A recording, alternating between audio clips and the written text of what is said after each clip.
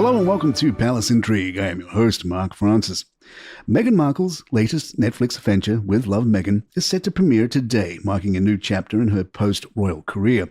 The series promises to blend lifestyle content with heartfelt conversation, offering an intimate look at Meghan's approach to cooking, gardening, and entertaining.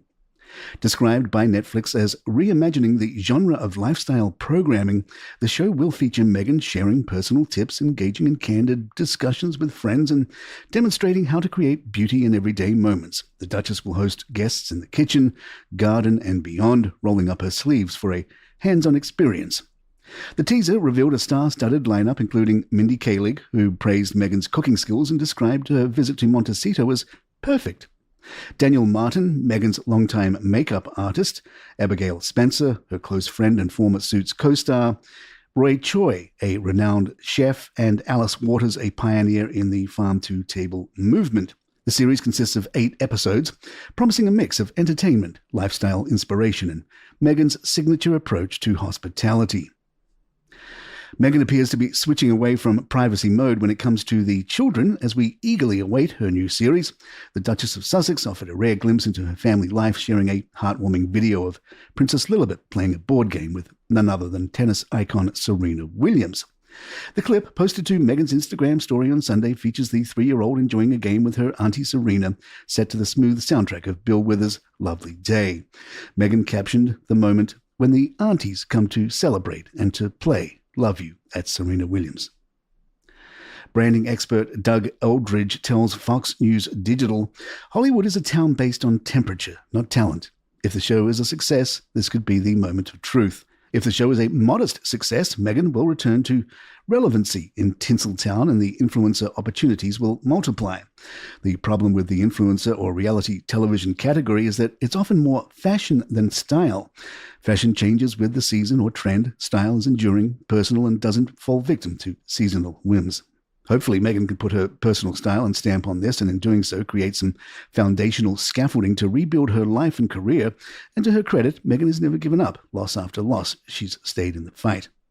Royal commentator Christopher Anderson commented, Meghan is coming under a lot of criticism from the British press for doing a reality show, when the Sussexes adamantly said they wouldn't. But that really is unfair. What they meant was they weren't going to do anything like a Housewives of Montecito. Her new Netflix series is all about cooking, gardening, and home decorating with a little celebrity stardust sprinkled on top when her famous neighbors drop in. No whining, no crusading, just lifestyle advice delivered against a gorgeous backdrop. If she's smart, Meghan will borrow a page from Julia Child and add a dash of humor and humility. Nothing is more disarming than a little self-deprecation. As for critics who say people are struggling to buy groceries and don't want to see rich people canning their own preserves or arranging flowers, I think they're dead wrong. During the Great Depression of the 1930s, people flocked to theatres to see the lives of the rich portrayed on screen. They couldn't get enough of Fred Astaire and Ginger Rogers gliding through a marble-floored penthouse apartment, he explained. It was an escape from reality back then. If she plays her cards right, Meghan might well have a hit on her hands. However, royal expert Richard Fitzwilliams is sceptical, arguing that Meghan's show may struggle to resonate. Judging from the trailer, Meghan's offering is a schmaltzy, supine, garishly coloured attempt to mimic the success of influencers such as Gwyneth Paltrow and Martha Stewart. It might appeal to easily pleased lovies in ordinary times. These are anything but. I think one thing has become pretty clear. We have simultaneously got the launch as ever, and some of the products Meghan sells will be stocked by Netflix in their new shopping malls. Netflix has an interest in As Ever, and that the 8-part series will cause interest. All the indications are that a deal of some sort will be renewed when the contract expires. It's almost certainly will not be on the terms that were originally agreed. Netflix is obviously hoping there will be a positive response to the 8-part series.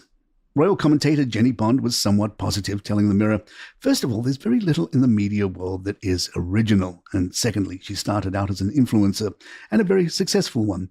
So it makes perfect sense for her to return to one of her strengths. I think the Netflix publicity is rather to blame, suggesting that this is something new, when the idea of cooking and chatting with friends and celebrity guests has been around for years. But there's nothing wrong in Meghan giving her own take on a well-used format. Royal author Robert Jobson does not seem excited about the show, telling The Sun, I mean, it's just like an advert for Waitrose or something. It doesn't do anything for me. It seems that everyone wants her to fail, but it would actually be a quite good story if it was a success, but I'm not overly inspired by it. It's not exactly going to be something I'm going to be wanting to tune into unless it was a professional thing to do. It's just a little dull. Jobson questioned whether the new show would be a success, saying that the Sussex couple had previously acquired big numbers with their royal-bashing books and their royal-bashing documentaries. He said, now they're trying to do something, I suppose, that they tell us is all positive, and that just doesn't seem particularly inspiring to me. The Express quoted a source who may have insight into Netflix's internal workings. The source said, there's a feeling that Netflix hasn't got great value for money from the Sussexes because they were buying exclusivity. But then the couple appeared in other places like their podcasts, and because their popularity has nosedived, this might be a way to milk some value out of them. They also quote one company insider as saying, the word bandied about internally is nightmare. Advanced screeners for Meghan's show were not made available by Netflix. Meghan's cooking show is even overshadowing the opening days of World War III. King Charles welcomed Ukrainian President Volodymyr Zelensky to Sandringham on Sunday, following a high-stakes European summit on Ukraine's defense. The Ukrainian leader arrived at the King's Norfolk residence by helicopter, met with a warm reception from local residents, some waving Ukrainian flags in solidarity. Royal sources confirmed that the meeting lasted just under an hour, during which the King and President Zelensky were served tea in the saloon of Sandringham House. The Ukrainian leader described the engagement as a very good meeting, expressing gratitude for the King's continued support of Ukraine. I'm very grateful for this meeting and how His Majesty helps Ukraine and supports us, Zelensky told reporters. He's met our warriors here, being trained in the UK, and we're very thankful to the royal family for their support. King Charles has consistently voiced his backing for Ukraine, previously condemning Russia's unprovoked attack and praising the Ukrainian people for their truly remarkable courage and resilience. The two leaders first met in 2023 at Buckingham Palace, coinciding with the King's visit to Ukrainian troops undergoing training in Wiltshire. The meeting, which was arranged at Zelensky's request with the agreement of the UK government, comes at a pivotal moment in international diplomacy. Prime Minister Sir Keir Starmer has announced a four-step plan aimed at securing peace in Ukraine, including sustained military aid and a formation of a coalition of the willing to bolster Ukraine's defences. The former US president's anticipated visit has not been without controversy. SNP First Minister John Swinney has called for the invitation to be rescinded following Trump's tense Oval Office meeting with Zelensky, during which he accused the Ukrainian leader of gambling with World War III. However, Sir Keir dismissed the calls, emphasizing the significance of maintaining diplomatic ties. On Monday, the King welcomed Canadian Prime Minister Justin Trudeau to Sandringham, appearing in high spirits as he shared a warm exchange with the Canadian leader. Two were photographed in the saloon of Sandringham House, seated in patterned armchairs with a grand wooden desk, a floral arrangement and family portraits providing the backdrop to their meeting.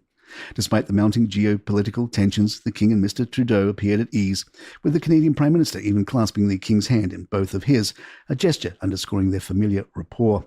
The meeting was private, but Mr. Trudeau had already signalled his intention to raise concerns over comments made by Donald Trump regarding Canada's sovereignty. Trump has previously suggested that Canada would become the 51st state of the United States, claiming that without US economic support, it ceases to exist as a viable country. The King has so far remained silent on the matter, a position that has drawn some criticism. However, Charles continues to be seen as a stabilizing figure on the world stage, using the royal family's so-called soft power diplomacy amid ongoing political upheaval.